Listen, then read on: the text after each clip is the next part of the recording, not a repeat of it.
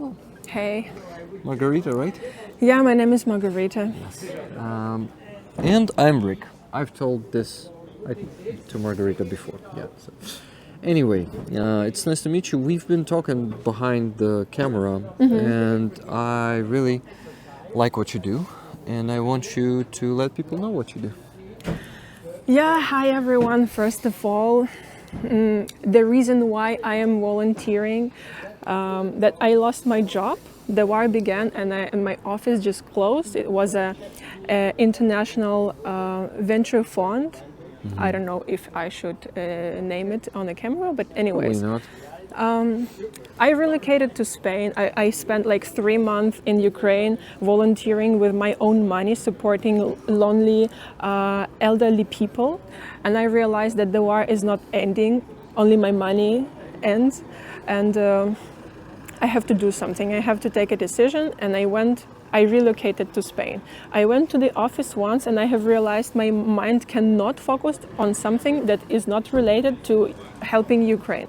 So what I did, I went to Berlin, thanks everybody. There is a very strong Ukrainian community, many people that are culture related, politics related, I don't know.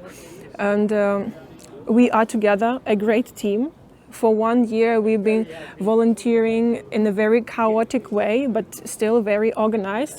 But then we started to make our own organizations, let's say. I am a head of one organization called Mycelium e.V., and now I am in a team of another organization, which is Berlin to Borders. The first one does events and everything people related, and another one is only humanitarian aid and logistics.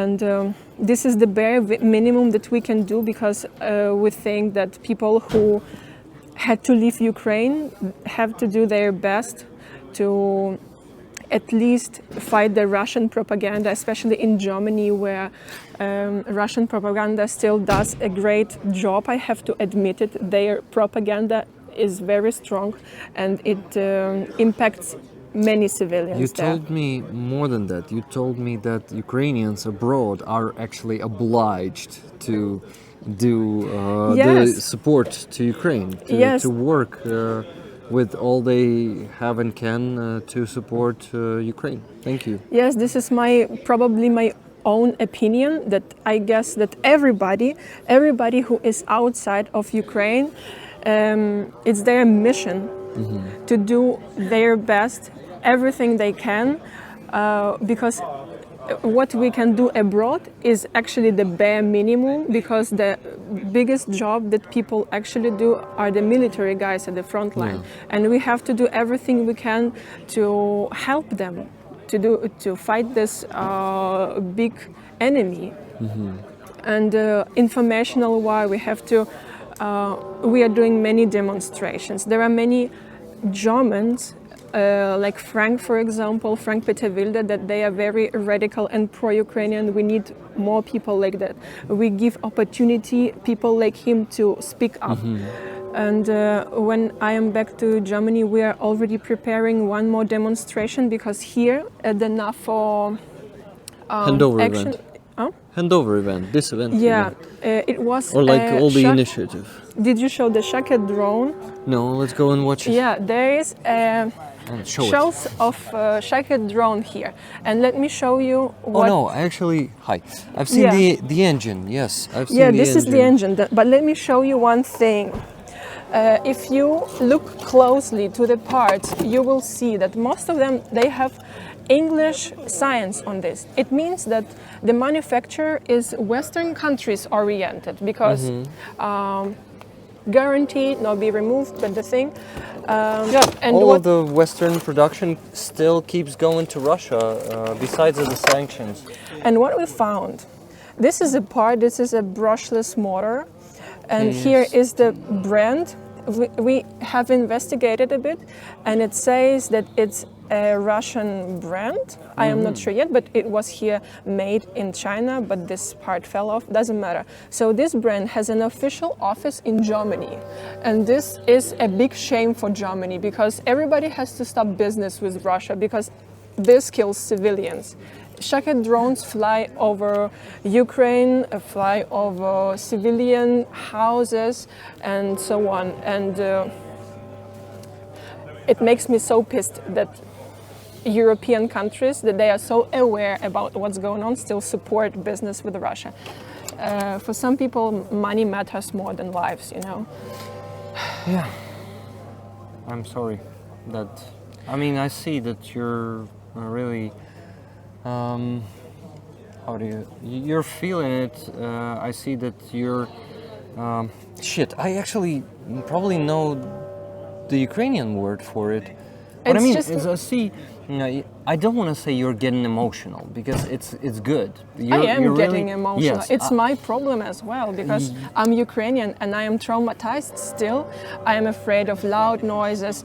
I am getting triggered when I see news on TV or on the internet, and every time something is being bombed, I become aggressive, you know. I cannot fight this feeling. I need a fucking therapist, you know. And this is what Russia does to me. They destroy my mental health as well. And I have to fight at least for myself because I'm a little human. But, you know, this whole team today is made of little humans. Yeah. And the little humans do big job. Yeah, exactly. And I don't know. I just know what you feel, and I really thank you for being an active, as you say, little people, Yeah. but very active person, and doing all that you do. And I am happy that we met. I am happy. I'm happy too, and it's an honor for me to be here because you are also doing a great job. You are showing to the Western audience what actually is going on, because this is a proof of what's going on. You can touch it. It's a physical thing that kills people. You know, it's a destroyed drone. It probably hit something.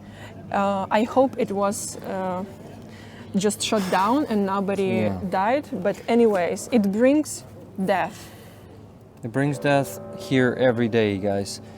And it's terrible to look at this. It's ugly because it's meant to kill people, but also because it's filled with Western technology.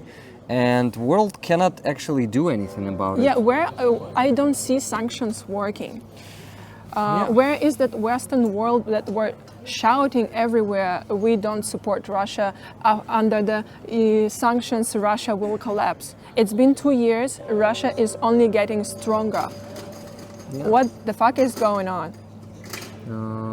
I think it's not as easy as actually, first of all, to give credit to our partners. They really thought that sanctions may work, but as experience shows us, they don't completely work, because you can create a lot of companies like the, how do you call them? Shady companies Shady that they companies, are not And direct suppliers. Yes. Yeah, we know so all this. it's all very easy to bypass the sanctions. So I think only the full embargo will work. But you see, the problem is with these parts, it should be an embargo not only to Russia, but to all Russian allies. Kazakhstan, Turkey, Tajikistan, and many other countries who they are partnering with to get those parts.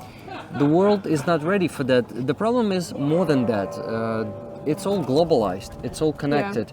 And if they start doing an embargo to half of the world, because to be honest, some countries, you know, even some European countries been supplying that without knowing that, because when Russian market disappeared, when it was sanctioned, they actually had had something to replace it with. And for example, there were a lot of orders from Kazakhstan, and they don't know the end buyer of that, and they're like, okay, so our business is not going down, we can sell it to Kazakhstan now.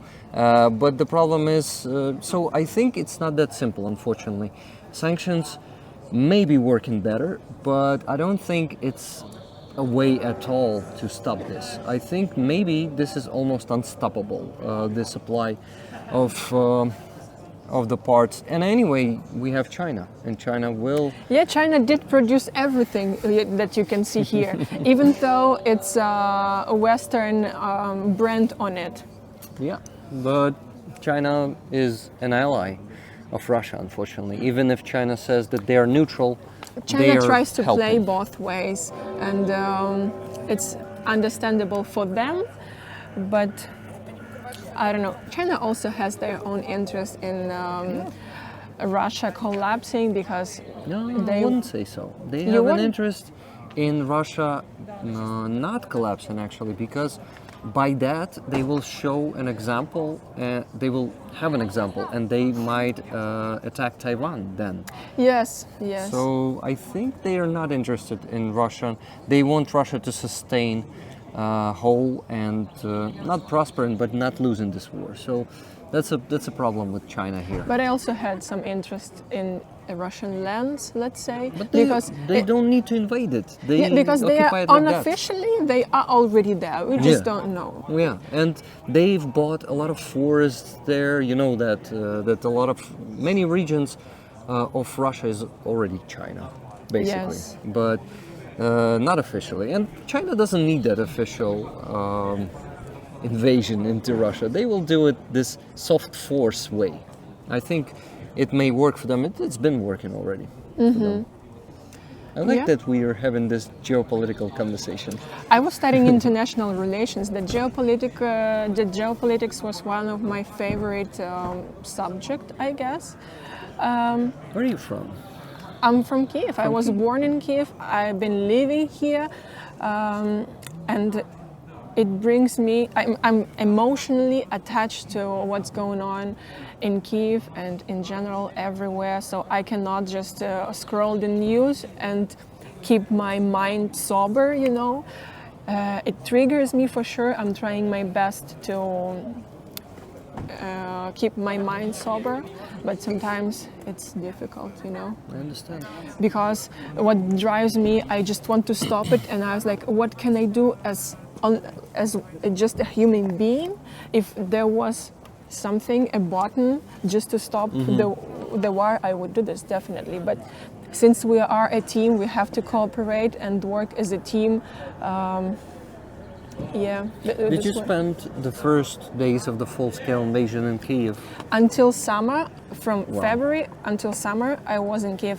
I'm telling you, I was volunteering for my own money. Like before the war, I left my stable but very boring job, and I was like, I need to do something in my life. And I left my job 1 month before. Frank says it's time to go. Yeah, He's giving us signs there. Yeah, 1 second. And We're finishing up, Frank. yeah, and for some reason I went to the Unit City, which is, do you know Unit City in Ukraine? It's like a technological center of everything. All the smart people are there. All the inventors are there. And I found myself around these people, and I was like, oh my God, a new stage of my life is coming. And the war begins in 20 days. And I'm relocating thinking that I can handle something new. And I just cannot. I only can volunteer and do something to feel productive, to feel that I am useful in this fight, you know, even though I am just a volunteer. Same here. Yeah. Thank you, Margo, for sharing your story. Frank really needs you to manage his schedule. Because, we didn't tell you guys. Margo actually brought Frank Wilde here. Yeah, I'm a manager of Frank Wilde. It's also a very spontaneous story. We're just here in Ukraine at the same time, and I came here 2 weeks before, and I have arranged the whole trip. He is very grateful because I guess he wouldn't afford this trip here if I wouldn't arrange it the way I did. Like many hotels and restaurants, they just agreed to provide service for free, so he's staying in the hotel for free. I'm so grateful, really. If I can I say it? I really thank you, Sofia Hotel, for doing this for us, because everything what's going on today, you played a big part. Thank you, Sofia. I didn't get the second name. Sophia Hotel. Hotel? This is where he was staying. Yeah. Ah, Sophia Hotel. I thought it's the name of the person. No, Sorry. Sophia Hotel. I thought, yeah, that's my brain. It works like that sometimes. But anyway, thank you very much. It's nice to meet you. Yeah. Hope to see you soon again. Yeah, hope to see you soon too. Bye. Bye, guys. Bye. Thank you for watching, guys. Please like this video, leave any comment under it, and subscribe if you haven't yet. You can also check the previous part, and you can become a member on my Buy Me a Coffee to support my work here. Thank you, and live long and prosper.